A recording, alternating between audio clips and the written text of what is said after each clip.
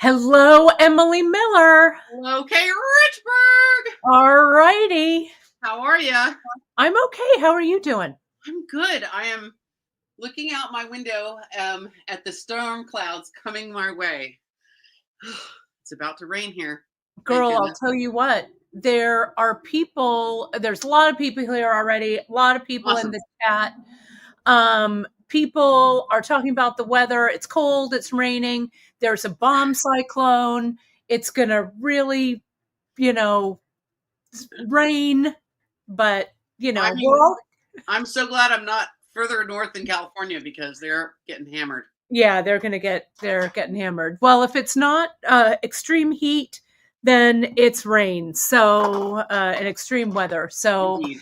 hello to everyone. It is Wednesday, November 20th, the week before we celebrate Thanksgiving here in the US. We're thankful for all of you watching. No, Emily and I did not. There she is. Did not plan this today.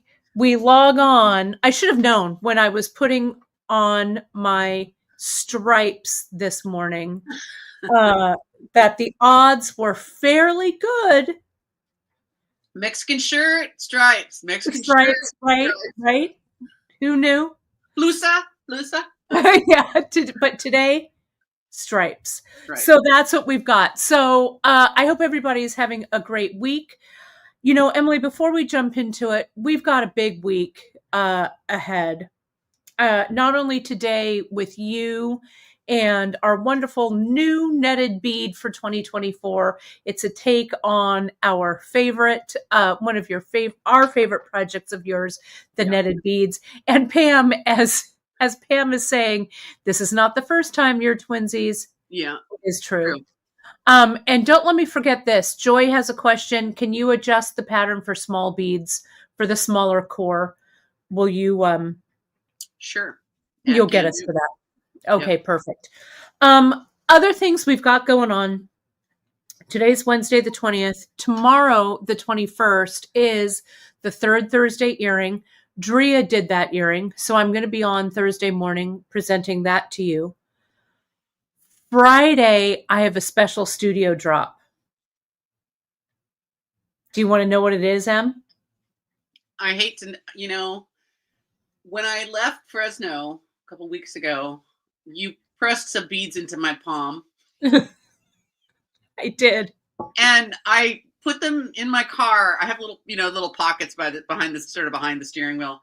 And I put them in my car, and I was in traffic the other day, and I'm like, what's in, I'm bored. What's in this little pocket right here? And I'm like, oh, my beads. My beads. So I tucked them back in there again because they're kind of safe. And gosh, nice beads. So I'm thinking that there might be some trade beads involved. Well, there aren't, if you can believe it, Emily. I can't believe that. So I know. So you know how I pressed into your palm, just some little beads, right? Some little trinkets. Well, Friday is going to be trinket day. You may remember, and I gave you some pieces from when I traveled to France this past summer. My French adventure when we beaded in the south of France. It was amazing. Music playing in the background. Yes, it was very, and me drinking my tiny cups of coffee all over Dufour. I went to the French flea markets, the Grand Vignette, on that Sunday. And I went to a couple in other places that we traveled to. So I have a whole cache of treasures. Goodies. Treats. I've got medals. I've got textiles. I've got just all kinds of and little. Didn't you go to Lourdes too? I did. There's things from Lourdes. There are vintage and modern things from Lourdes. It's going to be so fun. So that's dropping on Friday. Stay tuned to the newsletter because it's going to be dropping, I think, a little later than the midnight hour because I need all the time I can get to get this drop all squared away for you. But on Friday, our free tip Friday, I'm going to talk about all of the little trinkets and stuff. We're going to talk about the 2 retreats we've got coming up. I'm going back to France. That's going to be up. You can join me in France, buy your own trinkets. There's going to be more on that. We have our retreat coming up next year in San Juan Bautista. So we're going to touch on that so you folks can put it in your calendar, the dates, but more details will be coming. So Friday, we're going to talk about that. Then Saturday, I'm going to do a special little stitch in with you on Saturday morning. I'm feeling kind of cozy, which is, like this sweater here and things. I want to be cozy and I want to do a little stitching on Saturday morning. So I have a fun little project. You're going to have to stay tuned to the newsletter to see what it is, but it's using one of the shaped beads that we have here at Beadshop. And it's perfect for the season. So that'll be Saturday at 10:30 a.m. Pacific. So I'm going to see you like every day between now and Saturday. And Mary Ellen, how exciting for you. Congratulations on your retirement. Yes. We would love to have you on the retreats. And you know what? Travel solo, get on that plane, put on some sunglasses. That's what I do. I pretend I'm incognito. Please, no photos. And then when you land, you'll be in the arms of friends at the retreat, right? Yeah, and Emily has seen me in my sunglasses, and please, no pictures. There was a trip that the last time we went to Bead and Button, might have been the last Bead and Button. Yeah, might have been. There was someone sleeping in the row over from us with a scarf over their head and their sunglasses on over the scarf to hold it in place. Yes. And I have a picture of Kate mimicking that, but it was hilarious. And it was very, I want to be alone. Yes, I want to be alone. It was very Garbo of me. Very Garbo. Anyway, so we've got a lot going on this week. We've got a lot of fun. And Janice, thanks so much for putting the newsletter link up at the top. If you just go to our homepage, jump in, get yourself on that newsletter. It's the best way to stay current and connected with everything that we do here at Beadshop. And my mom is saying, I know what the Saturday project is and you'll love it. Thanks, Mama. My mom and I had a couple of real fun days earlier this week, Monday and Tuesday. We had our quilt group. We did some quilting. I did a quilt class this weekend. So if you watch my socials on my Kate Richburg Insta, you'll see the piece that I made. And Emily, it's already at the quilters. Oh my God. I know. I mean, quilting there are these stages, it's sort of like knitting too, there's passionate excitement about starting and then an acquisition and then there's swatching, which is sort of a low point. Yeah. And building up to, oh my God, starting and getting going. And then you're kind of in the doldrums again of just knitting for a while. Yeah. Right. Yeah. And then you get to blocking and it's super exciting, but that is exciting. Yeah. Well, I was super excited. We had a great time. The woman I took the class from, her name is Dora Carey, and she, pardon me, she owns a shop over in Paso Robles, California. It's called Orange Dot Quilting. And she has quilt patterns and stuff. Her shop is just darling. But it was really interesting. It got me thinking about creativity and stuff. Because, taking a class, what do I want to say? Taking a class, it's kind of like Christmas morning, right? It's super inspirational and it gets you going. It is. It just, you get so excited and it's like you're opening gifts on Christmas morning. Yeah. I felt that way on Saturday and Sunday. I spent the day with my beloved friends, Fiber Sisters at the Fiber Art Guild here in Fresno. And we were all sewing. And the point, and then we'll get to Emily's terrific bauble, but I really wanted to share this because being in that class really reminded me of being here with you folks, my dear bead sisters and brothers, here on online that we do every week. Dora emigrated to this country from Romania, and she grew up under the harsh Romanian regime. She's about our age, somewhere between, our age. And so she had, some hard times growing up, not a lot of ways for creative people to get fabric or yarn or whatever. But she talked about how she started her creative career by stitching toys, beautiful toys, stuffed animals, things like that, that they could then sell on the black market because toys were very difficult to come by. So she taught herself how to sew. It reminded me of my love of bears and all stuffed animals, stuffed animal.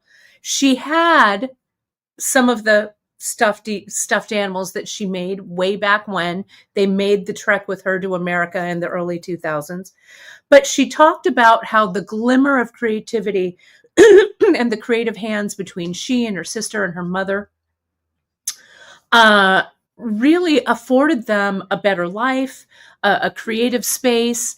And I felt that way on Saturday, just kind of the joy of wherever we are, we can come together and create.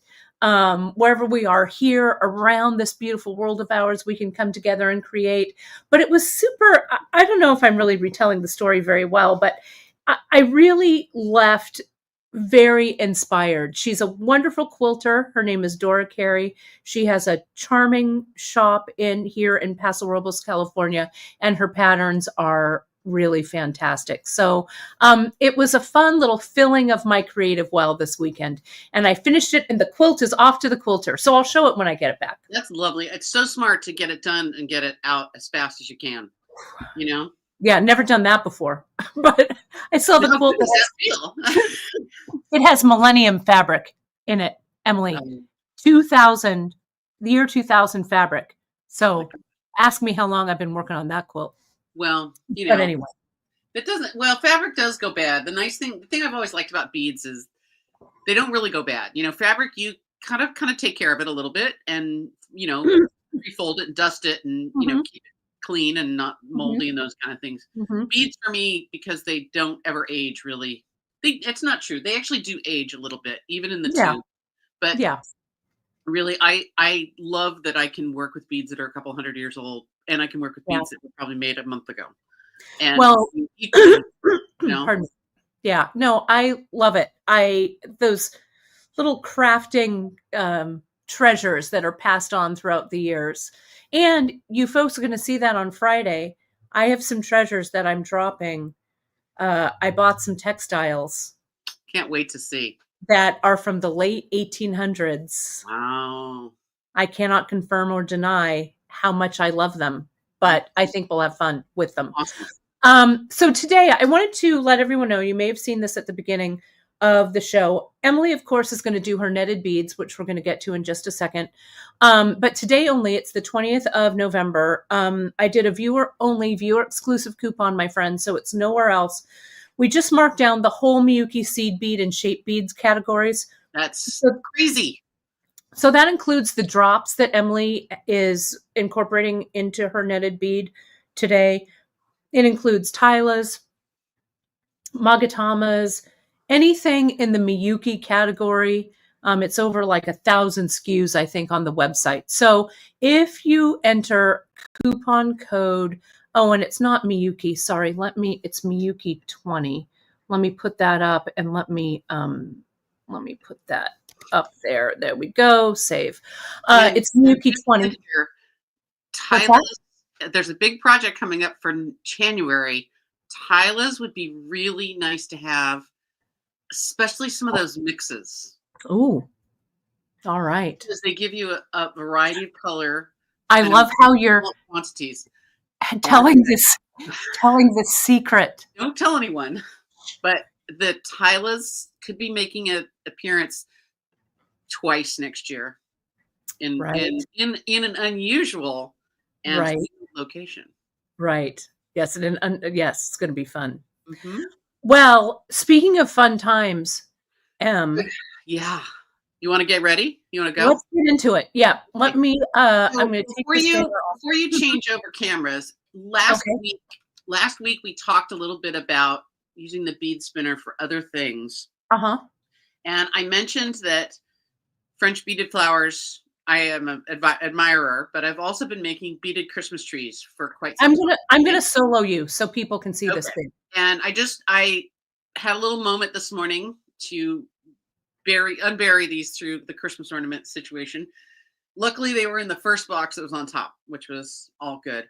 And I just wanted to show you these little beaded Christmas trees. I adore them. I love making them. Um, and if you want to do them yourself, I have a book recommendation for you. It's not a difficult technique. It's a little time consuming. I won't lie. But if you Mhm. really wanted one of these, you could do it over a weekend and have it done on Sunday evening. So this is a little beaded green Christmas tree that I'd made for my mom. And so now it's mine. It came back home to me. And I did little ornaments also out of beads, but I found some little mini ornaments somewhere along the line that were, I think, meant to be earrings. And I kind of co opted them into Yeah, that. they're so cute. And then here's a silver one. Kate, you have a silver one or a green one? Mm-mm. You made me a green one. Oh, I love that silver one. You made a green one for me, and you made a green one for my mom. Right. And this one's in a Um, little kind of oh, galvanized bucket. the silver Emily It's is very, very, very just fun, isn't it? And I got great. these out today, and they always need a little fluffing Yeah, a little fluffing. after Yeah. being packed away. And I have a couple of on the books for this year that I'm going to do. I have a nephew who now has a little girl of his own and needs one of these, I think, in their house because they have a small house. And they're just really, really fun. They're really charming and fun to make. They are really an heirloom gift. If you give that to someone, they're going to have it all their lives and pass it along to someone else. Mhm. And the book that comes from is this one, Making Bead Flowers and Bouquets by Virginia Nathanson. I'm fairly certain that she is gone to the Great Bead Store in the Sky at this stage. Mhm. But if you go into the book, here's a picture of the illustrations are mostly black and white. But there's Oh, no, look at that. right? You can decorate these or not decorate them. I think they look beautiful Mhm. both ways. It's kind of your choice. I mean, I think they did some kind of glitter on one of the outsides of these pots, but that's a lot. Um, and I use check glass beads for this, and the bead spinner makes putting those beads on the wire So fast. so Yeah. fast, so easy, so delightful and fun. And it takes some of the pain out of hand stringing them, even using the volcano method or transferring them from the thread that they come on to the Mhm. wire. It's just crazy. So, Emily, you used 11 aughts, is that correct? I did use 11s. So the pattern calls for 3 hanks of beads. So there's many places in beadland where measurements are kind of unique to our industry. So a hank is typically 12 strands that are about 20 inches long. Mhm. And what that equates to in ounces or kilos, I don't know. I can't tell you. I think that that's probably kind of correct, although it seems like a lot to me. But check seed beads. These were both done with a silver lined bead. So the silver one is a silver lined crystal. The green one, I think I actually got these from someone that called them Christmas tree green. Wow. And I don't know if you guys can see the difference. Let me just show you this one more last little And thing. Emily, if I'm doing a quick math, 12 strands times 20 inches gives you 240 inches times 3 hanks is about 720 inches worth of beads. You know, each of these little bows that you make are Mhm. different lengths, and you Right. make 4 that are like 17 little loops, and you make Mhm. 6 that are like 15 little loops, and you make Right. 6 that are 13 loops and 11 loops, and it goes right down to 5 loops, which is the one at the top. So I guess that's probably in the neighborhood, and maybe it accounts a little bit for loss and just overage to make sure you have enough. I use floral wire from the craft store. So from Michael's, you can buy wire that's on a little wooden or plastic paddle, a little piece of wood that the wire's wrapped around. So just like crochet, you pre-string your beads, and then you work off the end and make the little branches. There's a lot of branches, and I can't quite remember. And so what gauge wire, like Emily? Pardon? What gauge wire did you use? I think, let me see what it says in the book. You could use like 28, right? You could use 28. Actually, I think 26 would be better. A little 26. firmer. Yeah. I mean, and you can, and you 26 or 28 gauge. Okay. And you don't really see the wire color, so you could use. Right. It comes in green or silver at the craft store, or gold. Those are kind of the main colors anyway. So the silver one is you could use our craft wire, right? You could use para wire. Oh yeah. The silver one, the beads on the silver one actually are square holed beads. So I don't know if you can quite see this online well enough, but the reflectivity of them is a little more sparkly than round holed beads. So these are the same size bead, but the hole inside is actually round. So the sparkle is a little more subdued in the round holed ones. And really, whatever you get or whichever you have, as long as you don't mix them or have it start and stop, I think you'd be fine. But they do look a little different one to the other. So it just sort of depends on what ones you get. Em, would you flash that book one more time? Absolutely. There we go. I believe she's got 2 books out. I think this is the first one. And this one definitely has the basics of the very beginning of how to make this. Oh, here's another Christmas tree picture. It just doesn't have them in color. So it's very old school. I don't even remember. I'm sure this was published like in the 60s initially. Oh no. Oh yeah. Original copyright is 1967. So, oh, there you go. It's just a year younger than me. Yeah. So you make all the branches, you attach them to, I use some baling wire in the middle. So heavy duty wire in the middle. You use some floral tape. You could use in the green tree or in the white tree. You can use brown as well if you want the trunk to be a different color, but I happen to use green and white. And all that kind of stuff you can get at Michael's. The floral tape is very readily available. So easy to come by. I used plaster of Paris to set them in the containers. And I left the wires at the bottom long enough to kind of bend into a knot. And I literally think I went outside and scooped up some rocks and stuck them in there. And then poured the plaster of Paris on top of that to make it heavy. So it is kind of nice to have it be kind of weighted at the bottom. So it's not so tippy. And then I put little glass blips, these little vase filler kind of guys. Yes. I just kind of tuck those in to cover up the plaster. And I take them out when I put them away. So the little blips, and I have some like stones. I have some like rose quartz and some other things just kind of in there. They're really fun. Janice was asking, and we've threatened to do this for a while. We always talk about it. So maybe next year is the year that we maybe do this starting in July, Yeah. I mean, I have attempted to contact the publisher, the copyright holder, and have gotten no response a couple times now. So, if you want to support them by getting a hold of the book for yourself, I can certainly walk you through the techniques and how I did it. And it's really not very difficult. It's quite doable. And we could put together enough beads for you to buy. I could do a more scientific round next time on measuring the beads. But it's so fun. But I think you've given enough info. And Stem Hilly is saying the book is on Amazon for about $10. Right. That would be fun. Yeah. No, it's a lot of fun.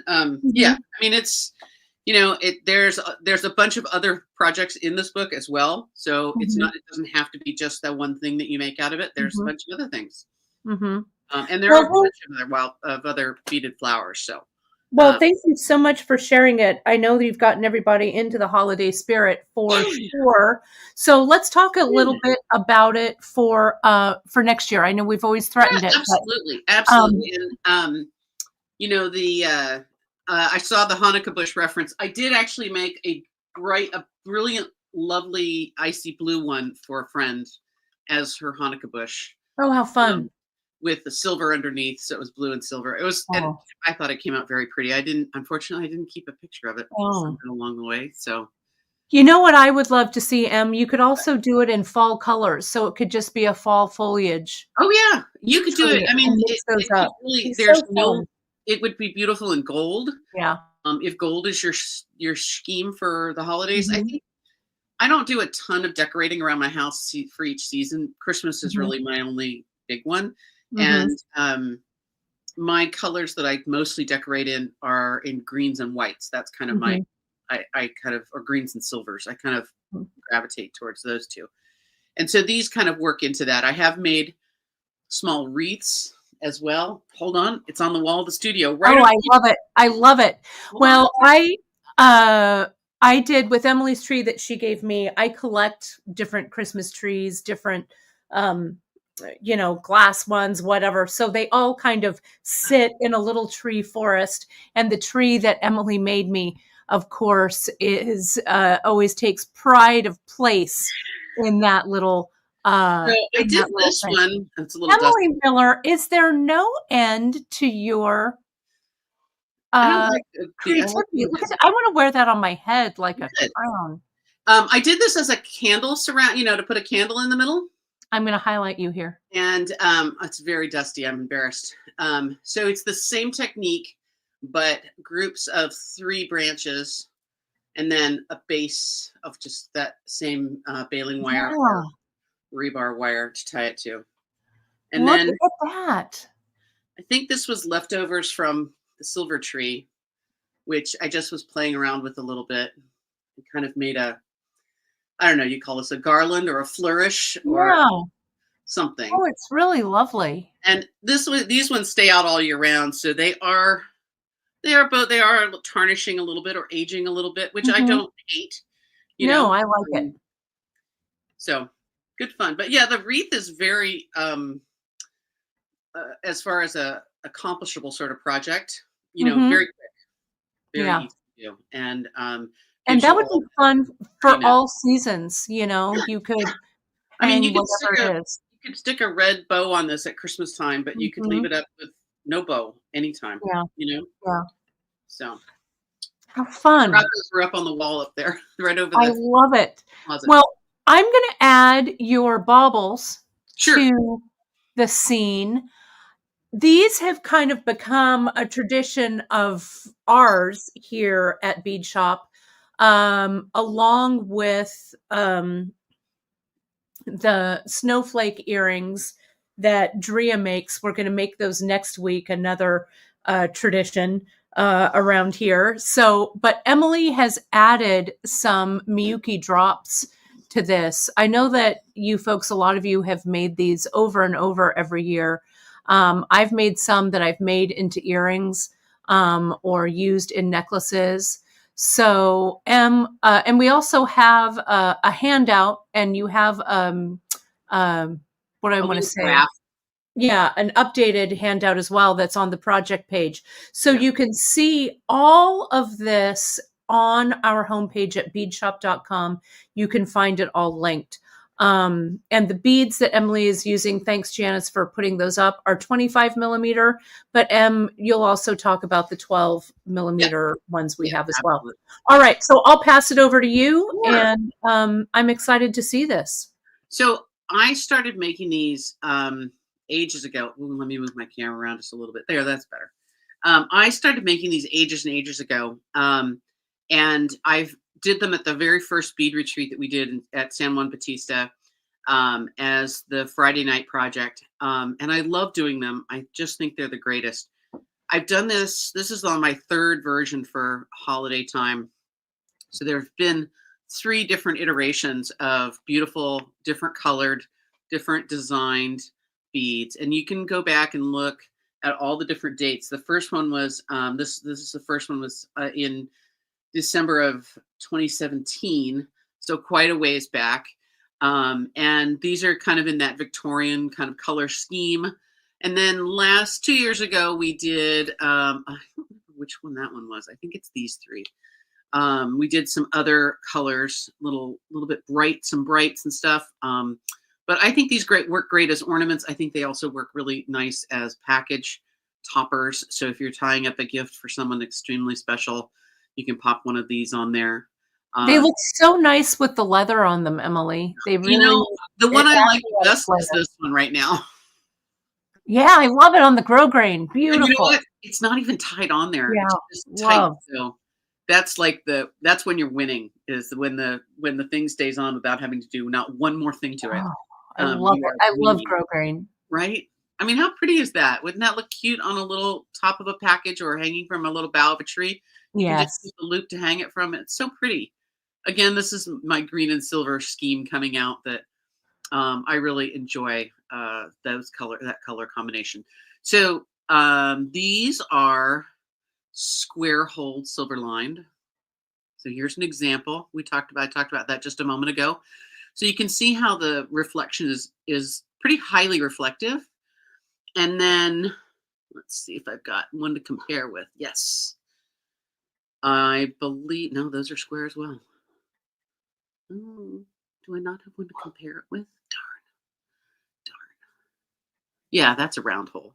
So these guys, these little blue ones here at the end, have a round hole inside. So the reflection is not so bouncy. It's just more subtle, more smooth.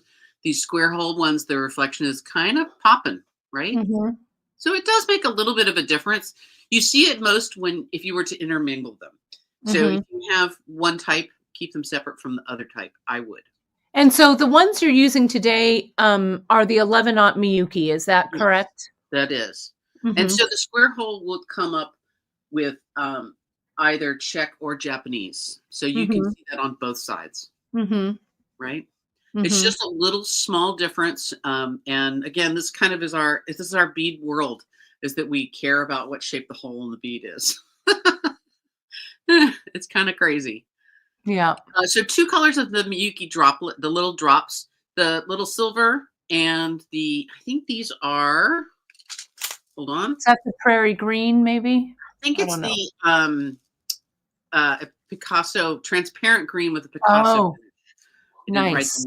Oh, yeah, there it is. Yeah, it's super pretty, right? Very nice. I love the texture that these Miyuki drops lend to the bauble for sure. Right?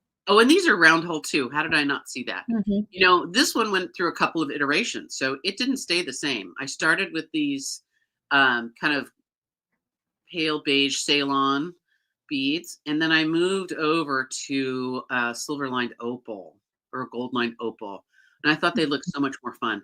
I went through my ribbon collection recently, and I had this sequined ribbon, and I made a really nice tie for that. Again, I don't think I actually had to knot it. I think you just have to shove those sequins in there. Yeah, but it doesn't work well for that one. Mm-hmm. You know? Really fun. And again, 2 colors here and mixing in a matte. So the background seed beads, all one color, 2 colors of the drops. This is like a matte sapphire blue and then a purple lined, I think it's like a purple lined sapphire. It's really pretty. Very pretty. And last but not least, you know, when I was growing up, this kind of got me in the mood for Christmas. When I was growing up, my parents put a kind of a big store in doing a tree and all of us putting the ornaments on together. That was kind of an important ritual in that time frame. And we had a few ornaments that I think came from my dad's folks. And one of them was silver colored and it had pastel stripes around it. I'm sure it was, there's a name for those older ornaments, and a brand name, and I can't remember what it's called. Someone will comment it for us. I know, because those old fashioned. I know what they are, but the old silver background got kind of tarnished and not so. Yeah. Purple. And the stripes were just kind of faded. And they were just really, it was one of the ornaments that I always loved seeing when we unwrapped all the ornaments to put them on the tree each year. And this is just, it just reminds me of that so much. So in this one, I used 4 colors: transparent pink. This is like a yellow lined blue, a matte orange, and another different transparent blue.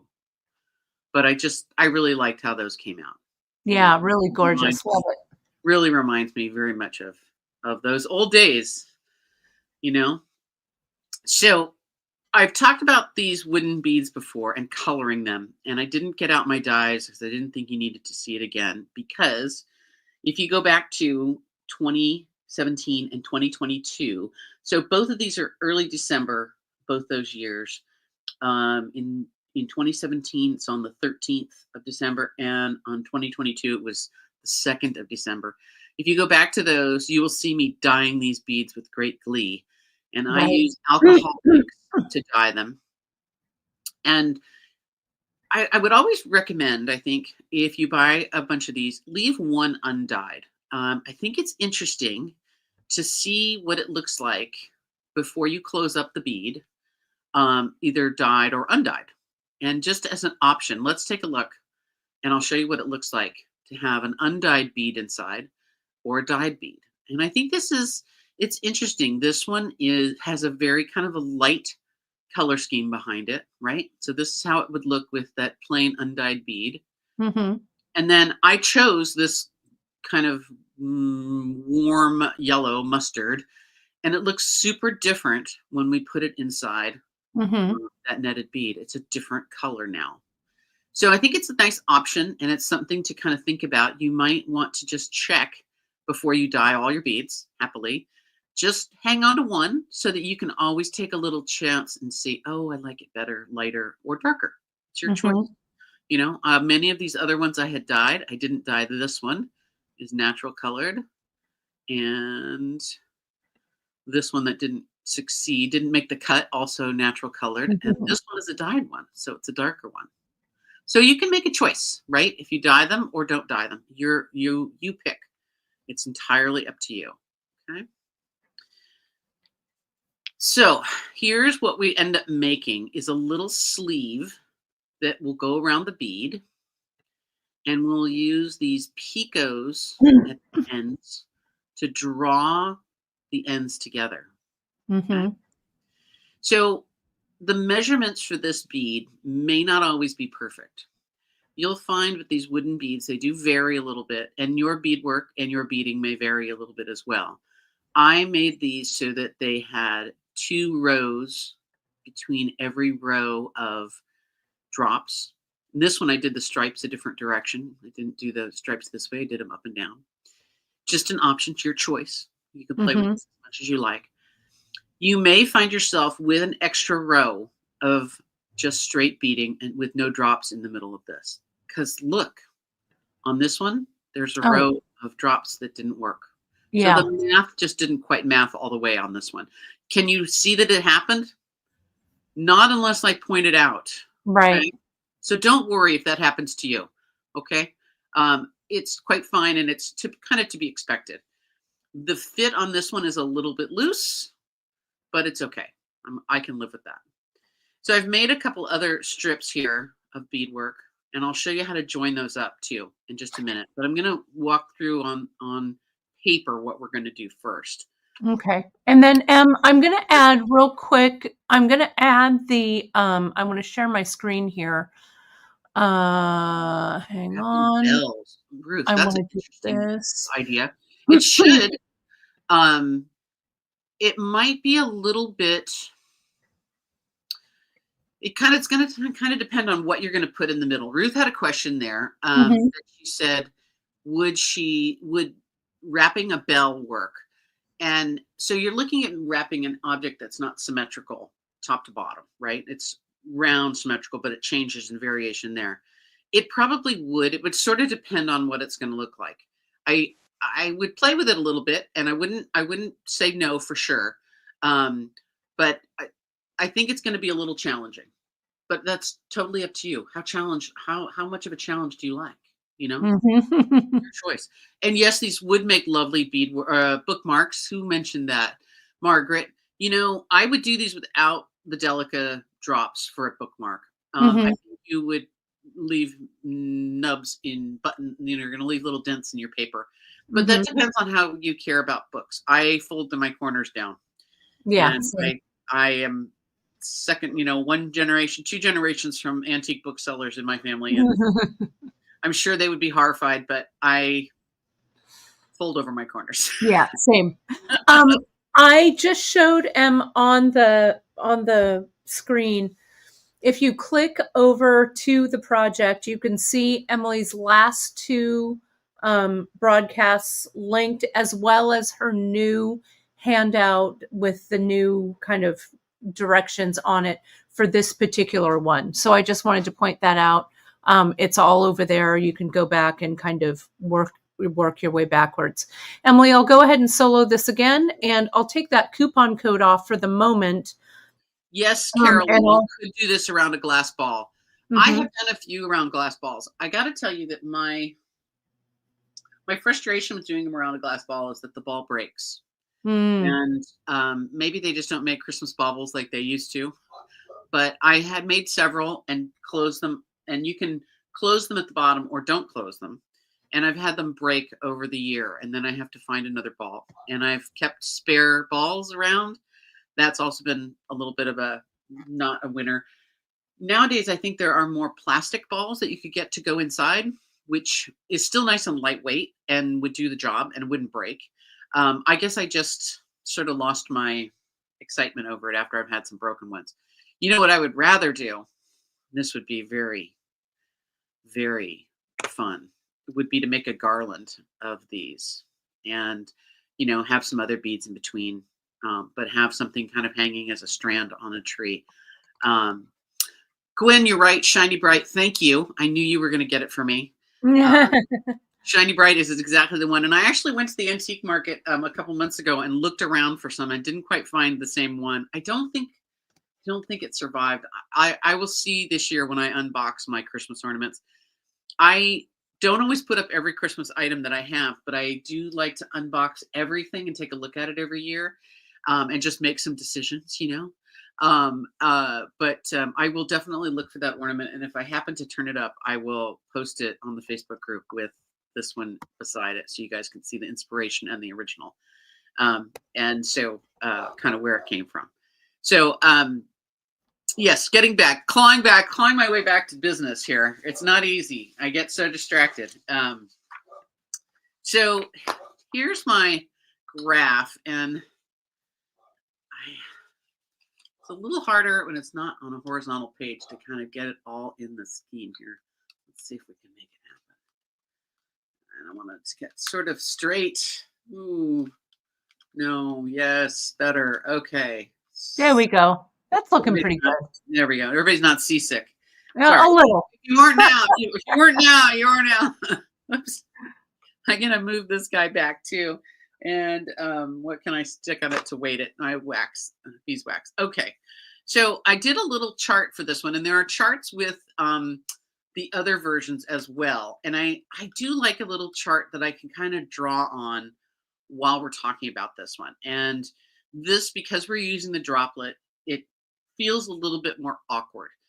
And I will just say is if you do a plain bead and you've done it and you're totally okay, just go ahead and do the drops, because you just treat the drops just like you treat the regular bead. So it's really no big deal. We're going to start off, and this is a stopper bead here. Oh, my arrow's a little off. Sorry. The stopper bead, in most cases, in fact, I can only think of two cases. The stopper bead is generally not part of the design. In this case, we're going to leave the stopper bead in. And you could take it off if you want. It's okay. But it's just as easy to leave it in, and it won't show, and no one will know that you did it. So if I make my stopper bead the same color as my other beads and leave it in place, this is just going to be where my rows come around the back of the bead and match up. And the final row will be to kind of join them with a bead joining the two sides, going back and forth. So, have I made netted bead tassels? No, I can't pronounce that. I'm sorry. I have not made netted bead tassels, but these would be a great tassel top. This Yeah, they would be would a very, definitely. very good idea. I still feel a little awkward here. Sorry. Here we go. That's a little bit better. Straighter. Feels a little off. Okay, so if I start here, and I'm going to draw right on this, and I would encourage you to, when you print this out, to go ahead and print it out and then draw right on it so you know kind of what you're doing. This thread tail, I actually have had this. I've had this experience several times recently. I am never disappointed when I leave a very long thread tail. I am often disappointed when I leave too short of a thread tail. So it happens to the best of us that we get cocky and we don't leave a long enough thread tail to weave back in.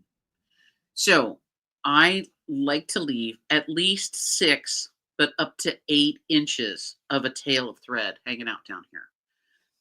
If I use less, I am playing thread chicken. And if you Right. don't know about yarn chicken, that means not quite having enough yarn to finish the project, but continuing to go on anyway and hoping for the best. It's so much easier to bury your thread tails when you have enough thread versus when you don't.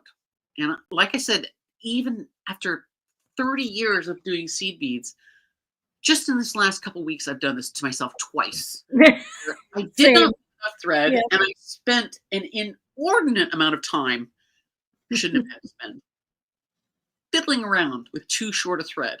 So I'll take my heat off that now because I did it to myself. There was no one else did that to me. I did it to me. Okay. Leave a long thread tail. That's the moral of the story. Okay. So that thread is going to go through your stopper bead and it's going to go around and then back through the stopper bead, right? That creates the tension. You can slide that stopper bead up and down, but remember to leave yourself 6 to 8 inches of thread. Right. It could be more if you wanted, right? So we're going to add on all of this first row of beads.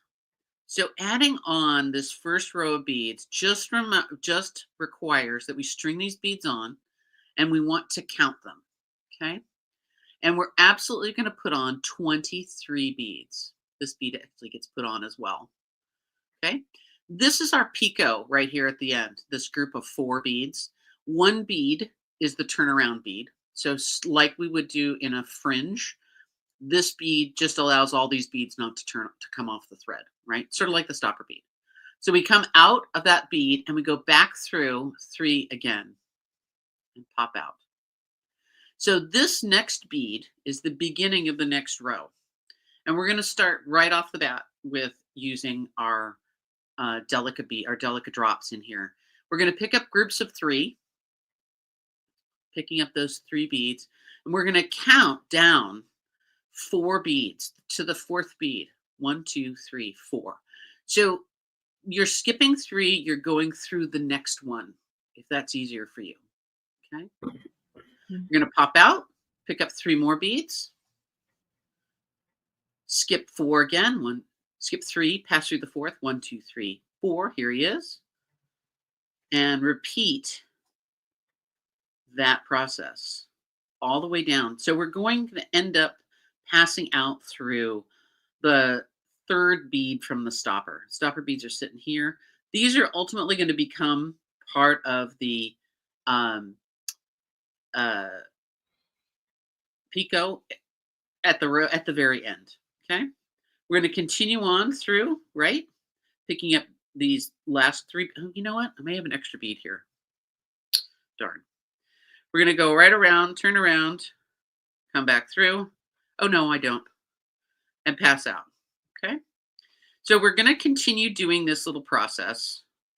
This row, I'm going to pick up only 3 plain beads and I'm going to pass through the delicate bead, the delicate drop. So this delicate drop is kind of flopped over on one side. When we do this next row, we're going to push it over onto the other side and that's going to make it stand up. We're going to pick up 3, count up, or go through that 4th bead, which is the delicate drop. and proceed our way all the way up and through again. Turn around and pass down. Now, where you can start to add or change the length of these picots is what will help you adjust for different sizes of beads a little bit.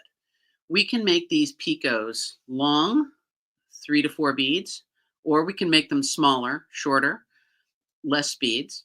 We can adjust them so that they reach higher up onto the bead or lower.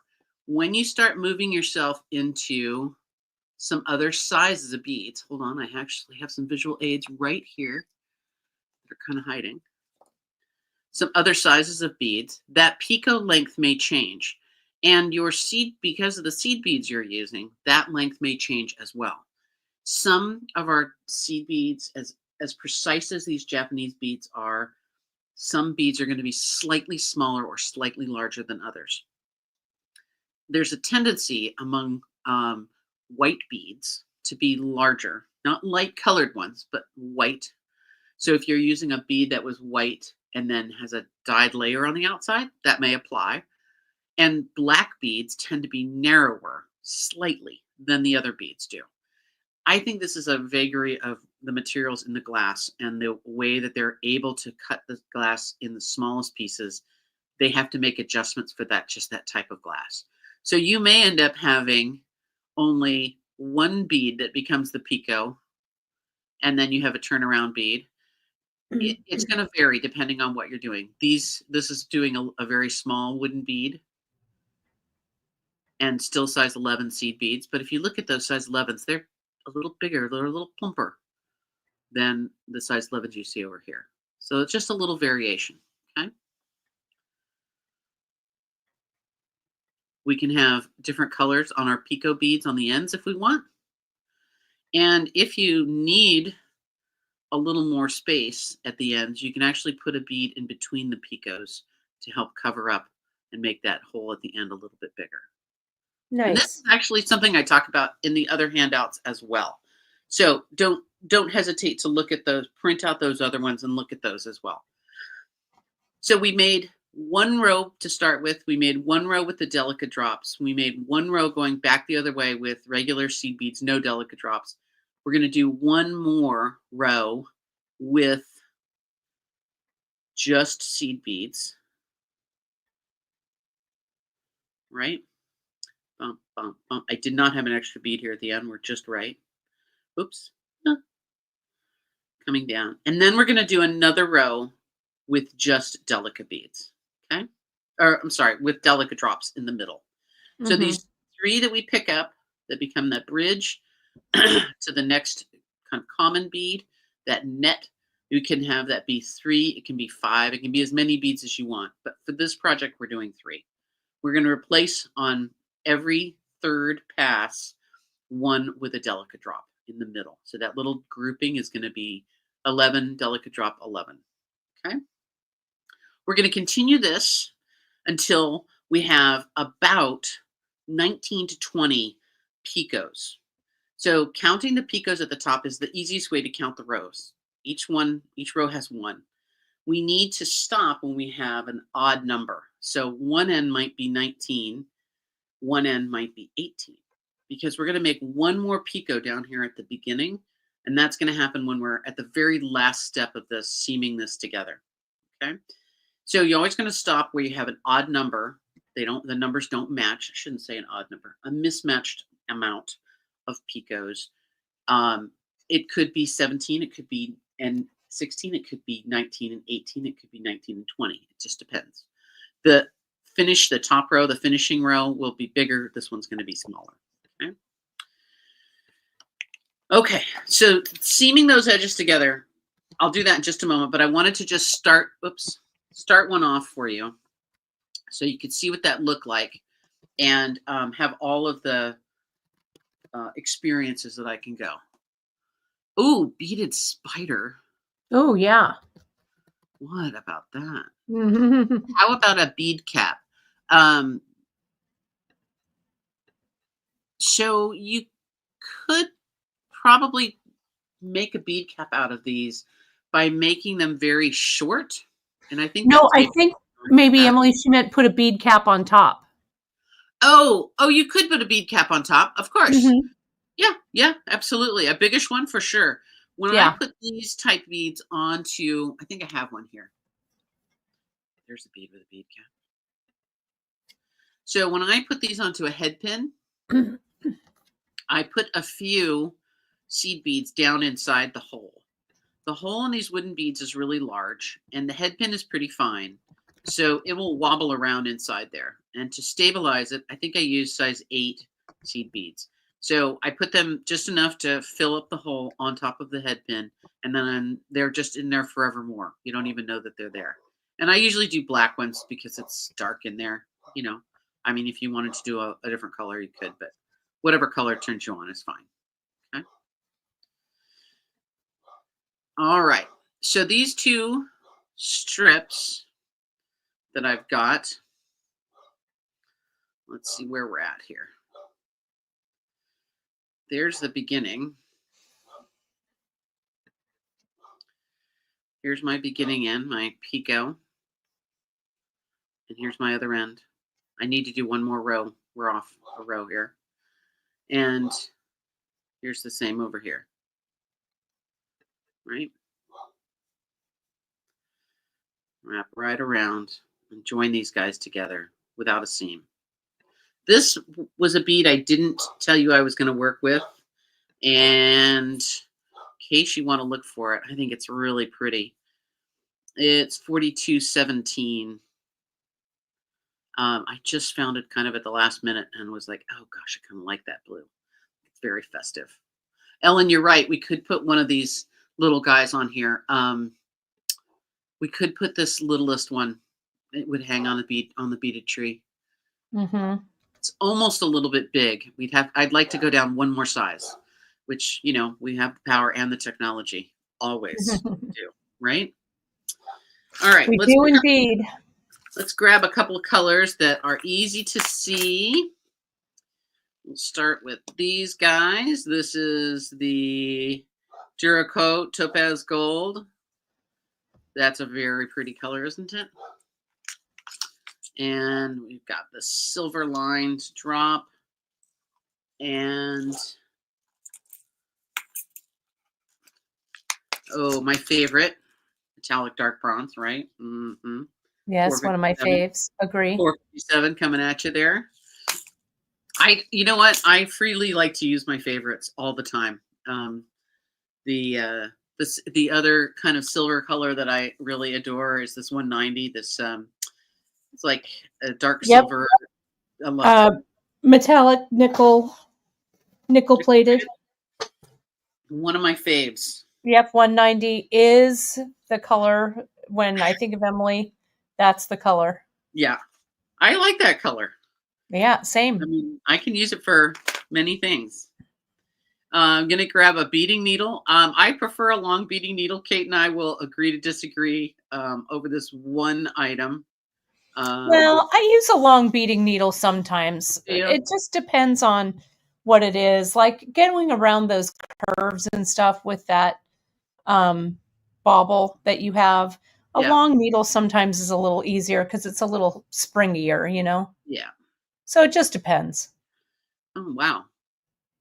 So sometimes, this does look like a case, you might have a little bit of stuff in the eye of your needle. If you're having trouble threading it, take a good look at it. Once in a while, I'll get a needle that's got either a little flaw or it's got a little bit of waste metal in there. Yeah, I think I got it. I use the sharps needles when I'm doing bead embroidery. And another large hint here, I have been doing a lot of bead embroidery lately. So just FYI, watch your newsletters. Yeah, we've got some fun things cooked up for the bead You will see some embroidery. bead embroidery coming your way. All right. So in this case, as usual, as I said before, we're going to keep this stopper bead in place for the whole thing. And so I'm going to use a stopper bead that is the same color as my other beads were, right? And bring it around. Sorry, that's a little harder to see in that color. I should have bought a different color. Should have picked a different color. Okay, I'm leaving myself a long tail of thread. I got to tell you, it's a story whenever I have to spend time fixing a mistake that I made that I know better on. It is kind of the story of my life. So I'm going to just pick up a random number of beads to start with. And I can tell I need a few more. And apparently the FedEx guy or the UPS man is here. My neighborhood watch, Hope, my dog Hope is barking in the other room, which I don't know if you guys can hear or not, but okay. What did we say? 23 beads. 2, 4, 6, 8, 10, 12, 14, 16, 18, 21. Woohoo, that was good. 22, 23. So remember how I talked about beads being slightly different sizes, and I think it's great to look at it. Look at the size difference in these two, right? Can you see it? Yeah. In netting, which is what we're doing, this technique we're doing today, this variation really doesn't make a whole lot of difference. Okay. I'm not going to cull out either one of these beads, but if I was doing loom or if I was doing peyote stitch or some of the brick stitch things, I would have to choose between these two beads, which one I was going to go with. Neither one of them's wrong. It just means I need to pick one so that this is what I stick with for the whole project, right? Today, this doesn't really matter very much. So that variation is not a problem. Otherwise, I would have to make a decision, right? All right, let's slide that on. And of course, in the spirit of doing what I tell you to do and saying what I think you should do and actually doing it, I will double check my count on my beads because it's super nice not to have that happen.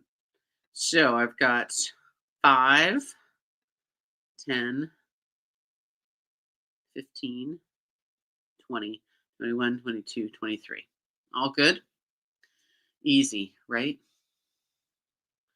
So I'm going to pick up my beadwork in my hand. I'm going to skip that last bead, and I'm going to pass through 3. So this is building my first picot at the end. Okay. Pull the thread through. It's so funny also, I cut this long piece of thread, fairly long piece of thread. It's about 1.5 yards. As if I was going to finish this. I could have cut a 10-inch piece or a 15-inch piece, and because I'm just demonstrating. I don't know if I'm going to finish this piece or not. I do the same thing, Emily. Same. It just occurred to me that I really could have done less thread, but in any case, and this I'm using Fireline today. A small note here about threads. Quick note. I'm using Fireline a little bit with the purpose that it's a little more durable. It's a little stronger. It has a little bit of body, so it holds its shape a little bit better, and I can tug on it harder. I've been doing more and more Fireline for my beadwork than I ever used to. I still like KO. I still like Silamide. I still like Nymo. I still like all those other threads, Sono threads. And I'm going more towards this just as a trend for myself. And it's super interesting to notice. I don't use Fireline when I'm doing bead embroidery. Right, same. It's like too much tension. And it's too firm, and my tendency will be to pull too tightly, and that's not what I want to do with my bead embroidery. So, all right, now I'm going to pick up 3 beads. This is going to be a Delica drop sandwiched in between a 11. I'm going to skip over 3 beads. 1, 2, 3, and on the 4th bead, I'm going to pass through. So 1, 2, 3, 4th bead. And at this point, when I pull this down, you'll see that first little net appear. And it's very kind of wibbly wobbly. It's not very stable, this first row or two. And that's common. That's the way it's going to be. but it should look like this. You should see clearly that there's 3 beads on the other side of that net and 3 beads here. And you can see this distance is a little bit bigger. It's bowing out that direction because that delicate drop's a little bit thicker. That's okay. Not a problem. It's as it should be. Okay. I'm going to count off 3. This is the only time you're going to have to do this counting. Otherwise, it will be really obvious when you do the next row. Okay. Pulling through all that thread. Fireline thread is more expensive than most of the other threads. And I usually tell people to use a good sized piece of thread. Thread is cheap. Fireline is more expensive. And so I should be more careful with it.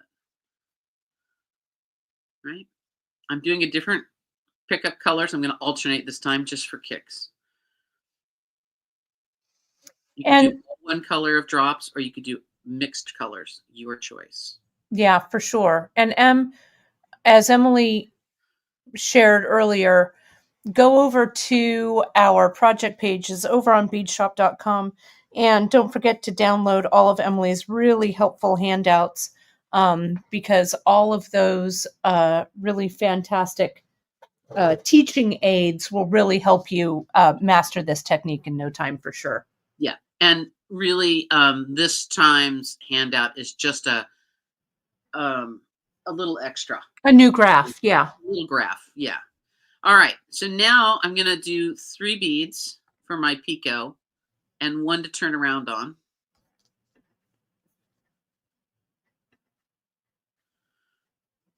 And you know what? I made a mistake. I think I missed a bead. Did I? Oh no, I didn't. I'm good. No. Okay. I'm going to turn around, go back the other way by putting on 4 beads all together, 3 beads, and then a turn around. And I'm going to pass through those 3 beads, just like I did at the other end.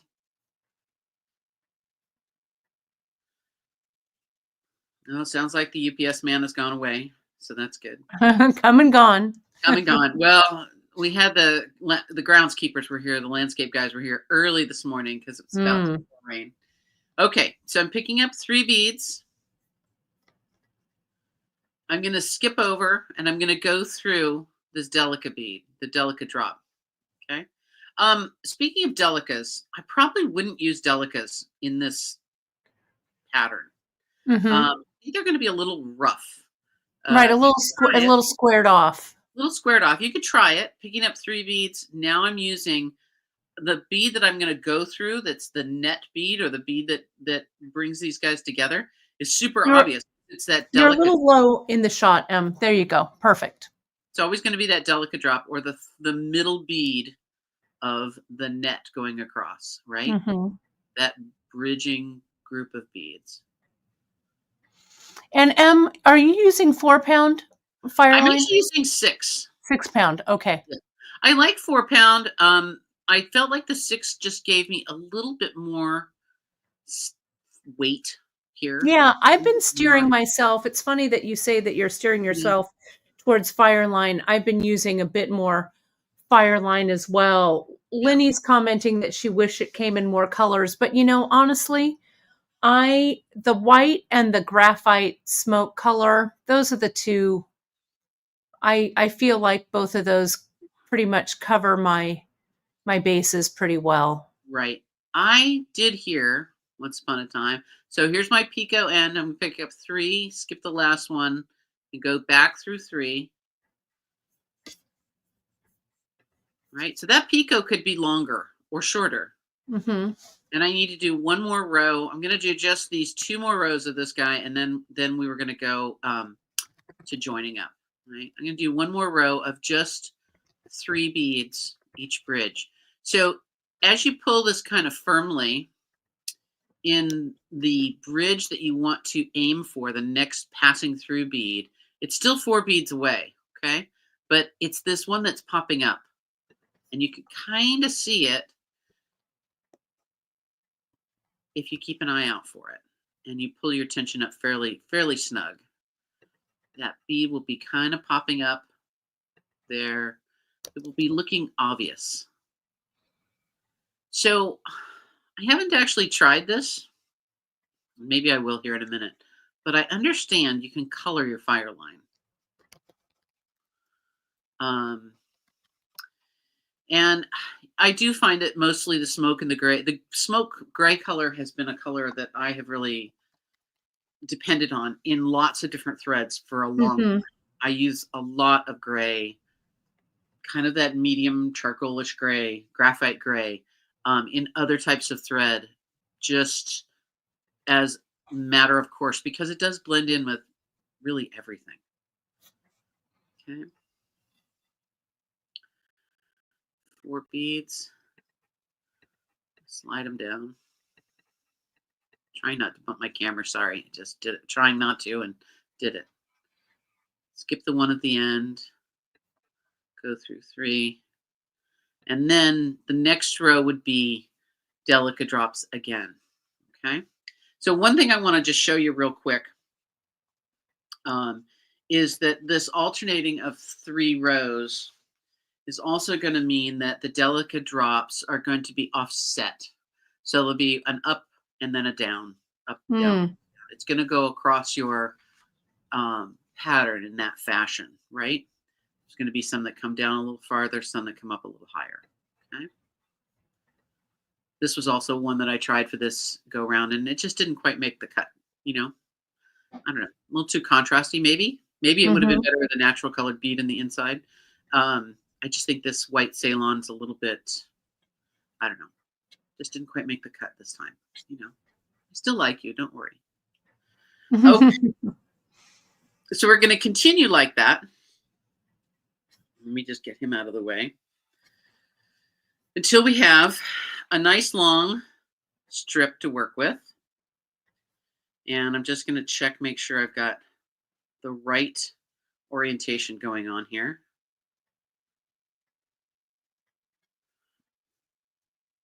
I think I do. And let's grab an awl. These awls are good for counting. We're going to just see here. 2, 4, 6, 8, 10, 12, 14, 16, 18, 19, 2, 4, 6, 8, 10, 12, 14, 16, 18, 19. Okay, yeah, something's awry here. That's okay. Oh, there would have been one here. There's no picot at that end. Okay. So when I measure this to go around a bead, I literally do it like this. I measure it, physically measure it around. And I finished, well, I did finish on one end. I forgot to put a picot there. So I got to put a picot on. So this end is on the opposite side, but I didn't finish the picot. So let's put the picot on, and then we'll seam it together. There's a needle. Let's pull that guy off. And we'll get out our 190s because that's what these are. So here's the gray. I mean, I think the gray against the 190 bead is the right color. Yeah. You know, but it also worked really good against these blue beads. It's also with the gray. So. Oh, and I don't need anywhere near that many. I really like that one, Emily, with the different colors of the drops. It's so festive. Right. I like I said, I look at this and I see this ornament in my mind that I had when we were kids. And, you know, there were a few ornaments that every time they came out, I just remember feeling like, oh, another year, you know. I have one kind of heavy glass one that I know was my grandparents. And I think this other one came from them as well.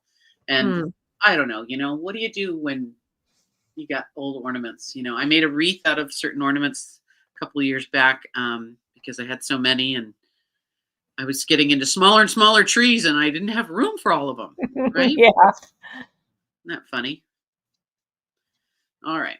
So I'm going to finish the picot on the end of this guy, and then I will be ready to join up the rows. Like that. So we're going to join up these 2 rows. And this is a place where things are going to be a little wibbly wobbly and you need to kind of hang on to stuff. I find doing it around my fingers the easiest way. I don't find getting the bead involved in this yet is a good idea. It's just that one round slippery thing. I mean, you could try like tape or I don't know, something to have it on there, but I just find that putting it around my fingers is kind of like the best thing that I can possibly do. Right. So this last row that I'm going to do is joining up the first row that I made and the final row. And what's going to happen here is I'm going to put one bead.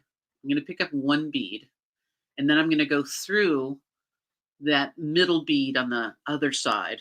When I come out, I'm going to pick up one more bead and go through the middle bead on the first side. So it's kind of going to ping pong back and forth. And I'll show you when I get to the end, I'll open up the threads and you'll be able to see it even more clearly. Didn't leave myself with a lot of room here. My workspace on my workbench gets smaller every day. This is sort of, the bead mat is like the size of a small placemat, and it gets smaller. The zone gets smaller and smaller, because I have decorative things there too. Things that I want to look at.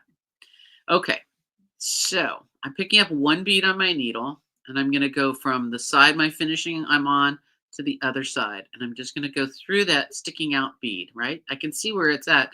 It's that group of 3. So this was in the original row that I started, right? Way back when. Oh, really? I had to get tangled on that first thing. Thank you, guys. Thanks for helping out. Way to be a team mother trucking player. Hold on one second.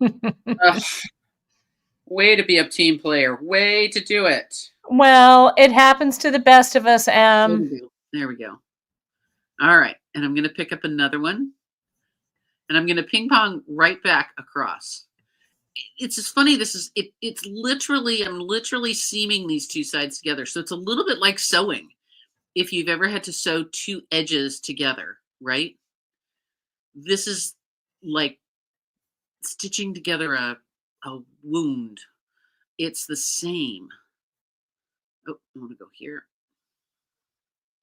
Yeah, it's that, there's a name for that stitch that's escaping me for the moment, but yes.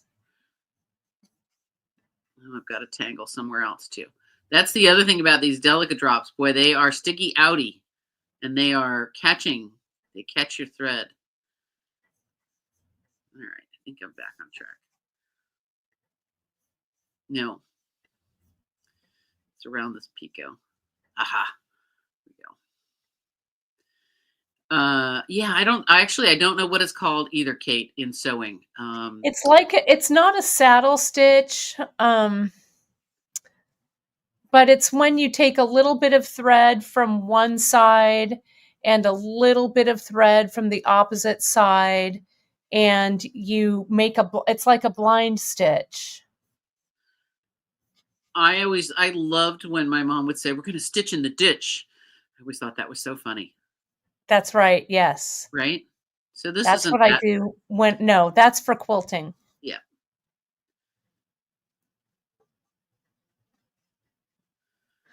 But yeah, you're zigzagging across. You're zipping it up, one from one side, one from another side. And so we are still adding. It's funny, we're adding about the same number of beads, but you have to remember that half the beads are already in place. Mm-hmm. So a third of the beads are already there waiting for us. Yeah, my mom's saying it's a ladder stitch. I think that fits. That makes sense. Mm-hmm. I think there's also regional and just common usages of names of things that we that's what we call it. It's that. Yeah. And if we look it up in a book, it may not be called that. Who knows? All right. So I'm at the end of this row. Can you see? Maybe, hold that thought. Let me see if I don't have a small scrap of something that's white all the way across. I'm feeling like I'm getting warmer.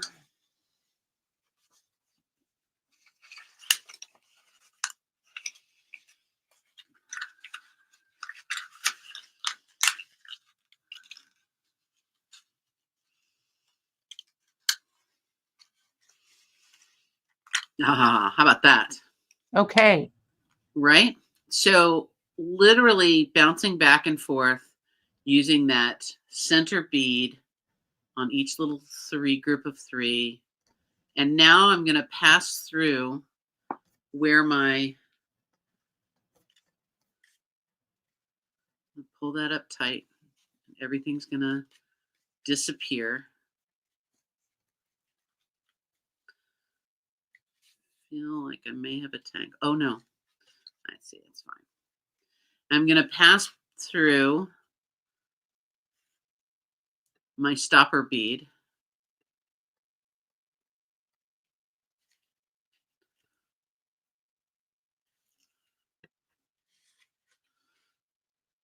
There you go. Right? Look how beautiful that is. You can't Yeah. even tell that's the seam. Looks great. Right? So my stopper bead becomes the base of my last picot. And so I need 3 beads.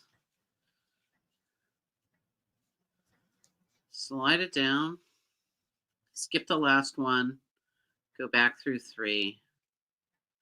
And into my beadwork. So when I tie this off, many times with seed beads, I don't actually tie knots, but with netting, I do. Mm-hmm. So netting, most of the time we depend upon the tension of the threads in the beads to kind of hold things together for like loom weaving or brick stitch or peyote stitch. And I always talk about going in and changing directions a couple times.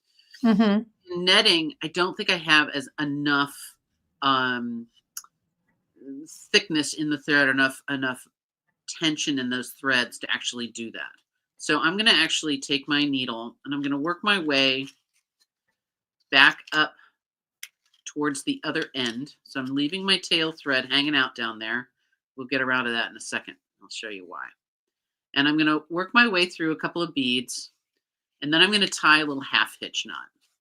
So half hitch knots just mean to get your needle between the beads, under the thread in the beads, and then put your end of your needle through that loop and tie it up tight. And I'm going to do 2 or 3 of those as I work my way back up to the end where I did my very last row here. I'm heading for that last picot. And this is to me, this is the icing on the cake part. This is like the fun part. You know, when I'm doing an amulet bag or brick stitch, when I get to the part where I get to add the fringe, that's like, that's the best part. Yeah, that's the payoff for sure. That's the payoff for all the things that I've done, right? All the work that I've put through. And I'm just going to work my way right back up, and I'm going to pop out a picot here at the top. And some of your beads, the holes are actually pointing in different directions now. So some are pointing vertically and some are laying a little bit more horizontally. So you have to wiggle around through the beads. That's okay. It's the way of the bead. And right here is a delica drop that popped around on the inside. And I need to turn it around and have it be on the outside. There it is. Show it who's boss, Em. Oh, who's the boss of your beads, Kate? You or me? Me. You are. Yeah, I'm the boss of my beads. That's right. Same with your fabric and your knitting needles. Who's the boss? You That's are. right. I am. Right? I'm in charge of those things. That's right. If you don't behave, you're going to go back in the box and you're not going to come out for a while. Right. You're not going to see the light of day. That's right. You're going to go have a long, hard thought about what you've been doing. That's right. Have a long think about it. I did want to mention, folks, just as a reminder, you can use that coupon code Miyuki20 today only as you're watching live. It will be valid through tonight, 11/20/24, at beadshop.com. And I did want to remember, while Emily's wrapping things up here, I'm also going to put up our little banner because we get to chatting so quickly. So, Em, before you put that ball right in, I've put up on the screen to remind people to hit that like, subscribe and notification button over on YouTube. All of that interaction that you do with us on our socials, my friends, helps other people find and enjoy all of our beading tutorials. Questions, hit us up at info@beadshop.com and tag us anywhere on the web at beadshop.com. Okay, thanks, Em. You've got that bead in there. I put the bead in because now I do it does give me a little bit of something to hang on to, right? Mm-hmm. This is the fun, again, another magic zipper time. I'm going to take my needle and I'm going to go through each end picot bead. And this is my favorite part. It is really a fun part, isn't it? It's kind of the payoff. Yeah, it really is. I meant to do a dyed black bead for the inside of this. That might have been very dramatic looking, but we have a plain bead. That's okay. And it's a little easier to see, in all honesty, because of the contrast of the bead. That's true. God, it's getting darker and darker outside. Like, yeah, the apocalypse is coming. Yep, here comes the weather. Here comes the weather. Oh boy. I'm glad I'm not up in Redding and Red Bluff. They're getting a lot of rain today, but that's okay. We'll take ours when it comes. Nice. I don't have to water the garden or any of the plants. They're all good out there, good, getting their good drinks. So that looks great, Emily. And again, Emily's using the size 11 Miyuki seed beads, as well as the Miyuki drops, which we just love those drops. They really add a dimension to this piece for sure. And as you can see, Emily's just zipped that right around and she's cinching it up around the hole. This is the fun part. And I'm going to go around twice so that I have a stable end here. If you're making adjustments to the pattern for your bead or your purposes and you're at this stage, leave this end a little loose and go and work on the other end. Right. You cinch this all the way down. I'm confident that I don't have to worry that I've got enough for the other end. So it's just a possibility, But right. You don't want to get it too tight on that side and not have enough coverage on the other. Yeah, if you've changed beads or you've changed thread or tension or anything like that, I think it's just I don't know. It's a little half step that you can do to kind of just make sure that it all ends well. How's that? Love it. Right. So I'm not going to bother tying off this thread, but you get the idea. I would do the same thing on the other end. You want to go to the other end and do the other end. Okay. So now I can go back to the beginning where I left my 8-inch tail up, right? Because I got to tell you, if you leave yourself not enough tail here, it's super, super. It's no fun. It's no fun. This is the beginning tail I had, the very beginning bit of my thread through the stopper bead. And I'm going to work it up the picot. It's still in the stopper bead. The stopper bead is still in place. Everyone be sure. And I'm going to work it right up. I saw Michelle was there. Hi, Michelle. Nice to see you. Glad you're here. I agree with you that any kind of little found object that you can work around is always a good call.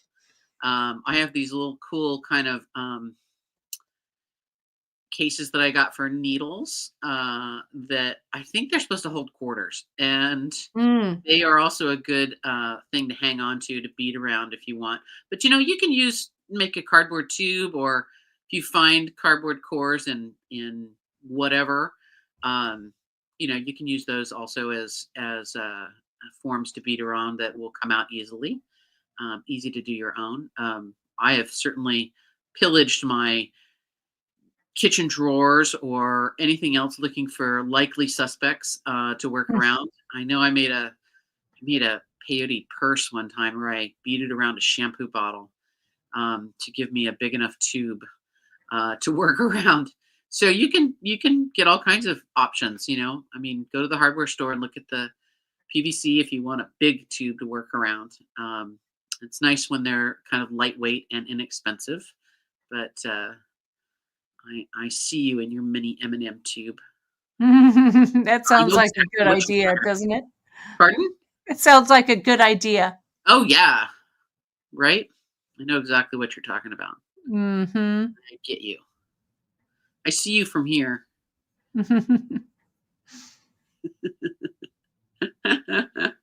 I like that idea. Yeah, right. So I'm going to cinch this up, and I've only gone around once. So now when I go on my second go, it's going to get even tighter. So this is a time when I really like that fire line. It just gives me something to work against and something to being very stable, and I don't have to worry about any kind of stretch or any kind of problems with it. See, even though I left myself 8 inches, look where I'm at. Look at Right. that. That's not enough. Mm. I should have left more, but I'm okay. I'll manage. Yeah, you can Dang it. finagle it. How many times do I have to tell everybody to leave lots of thread and I don't do it myself? It's terrible. Yeah, same. You know? Terrible. All right. Right around, get that all cinched in. And it unthreaded again. Oh, and I missed one. Oh, so I really have to go back. So anyway, cinch yourself down. See, I missed one picot. Wah, wah. Yeah, one picot, but that's easily remedied by going back through. Yep, I'm just going to slide this thread out, start again. All right. Yep. And then you have your beautiful little bead. Oh, it looks fantastic, Emily. Do you want Yeah, to bring some of your other pieces back into sure.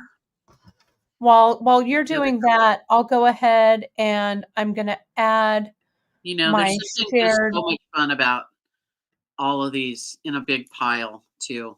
That's super exciting. I can't wait to do this one. Because that blue color I think is just really that blue metallic is real Yeah, pretty. it's so pretty. Well, you can see here on the page over at beadshop.com, you can see here's the Holiday Netted Beads 2024 version.